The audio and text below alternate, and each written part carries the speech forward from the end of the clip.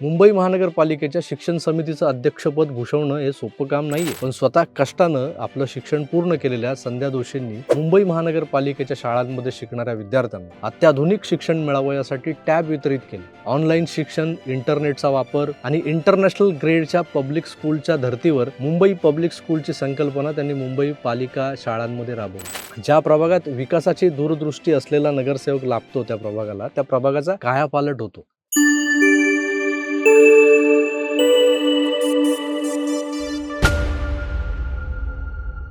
Simplicity आणि accessibility हे दोन महत्त्वाचे गुण ज्यांच्यात आहेत, त्या महाराष्ट्राच्या उपमुख्यमंत्र्यांना म्हणजे लाडक्या बहिणींचे लाडके भाई एकनाथराव शिंदेंना फॉलो करणारे असंख्य शिवसैनिक मुंबई ठाण्यात आहेत.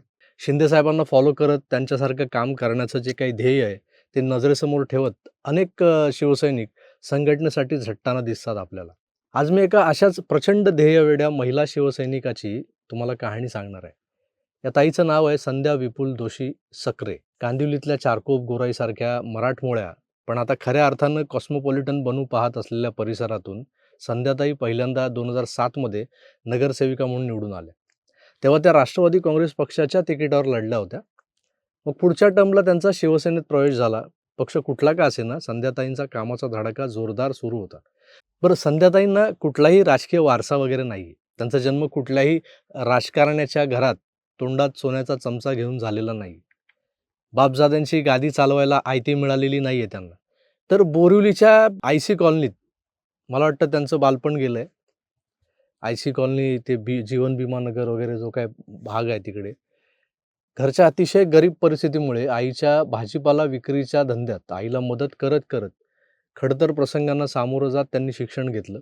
झोपडपट्टी आणि चाळीतलं मध्यमवर्गीयांचं संघर्षानं भरलेलं जीवन त्यांनी अनुभवलंय. तर विपुल दोशी यांच्याशी त्यांचं लग्न झालं. तर विपुलजींचा पण कांदे बटाटे विक्रीचा, सायकल दुरुस्तीचा व्यवसाय होता. म्हणजे हे कपल बघा, हे जोडपं कसं धडपडं होतं, संघर्ष करत होतं. पण विपुलजींनी काय केलं, आपल्या सुविद्य पत्नीमधले जनसेवेचे गुण हेरले आणि 1999 पासूनच संध्याताई सामाजिक कार्यात सक्रिय झाले. गरिबीशी झुंजत, कष्ट करत संसार करणं हे काही खायचं काम नाही. हा अनुभव बरंच काही शिकून जातो आपल्याला. आणि हाच अनुभव गाठीशी बांधून त्यांनी जनसेवेचं व्रत अंगीकारलं. आमदार प्रकाशदादा सुर्वे यांच्या मार्गदर्शनाखाली आणि पती विपुल दोशी यांच्या ठाम पाठिंब्यानं संध्याताई लोकसेवेच्या मुख्य प्रवाहात आल्या.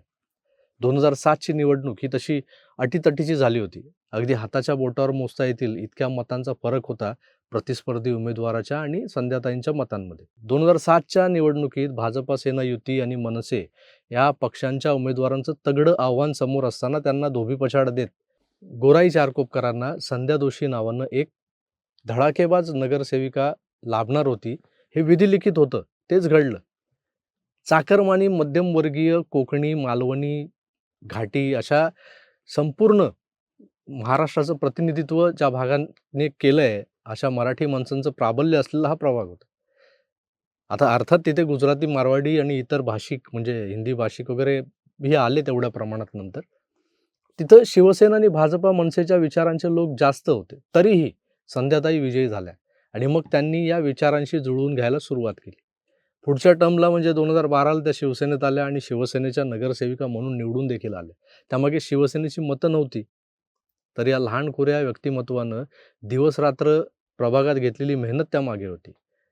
मूर्ती लहान पण कीर्ती महान या उक्तीनुसार संध्याताई आजही प्रभागात त्यांच्या या सोसायटीतून त्या सोसायटीत तिथल्या समस्या जाणून घेण्यासाठी पायाला भिंगरी लावल्यागत फिरत असतात. आणि हे त्यांचं काम जे आहे ना, तेच त्यांना पुढे निवडणुकीत कामाला येतं. नंतर 2012ला निवडून आल्यानंतर त्यांनी प्रभागातल्या अनेक समस्यांवर महानगरपालिकेच्या माध्यमातून तोडगा काढण्यासाठी पुढाकार घेतला.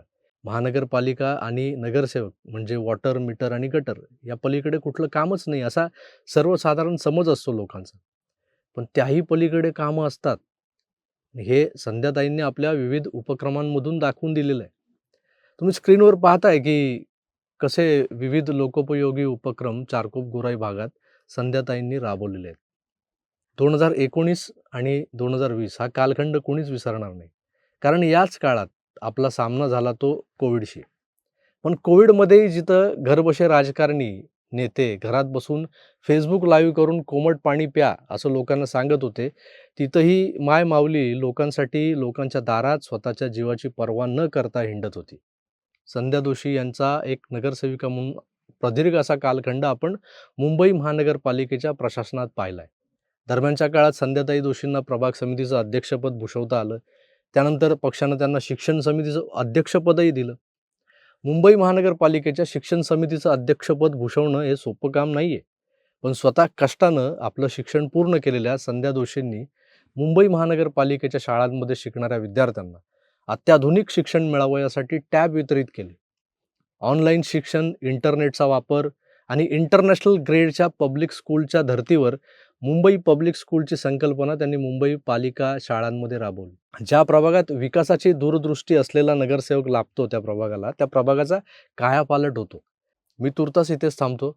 पुन्हा भेटूच. तोवर आपली काळजी घ्या आणि पाहत राहा आपलं आवडतं यूट्यूब चॅनल आकार DG9. धन्यवाद. नमस्कार.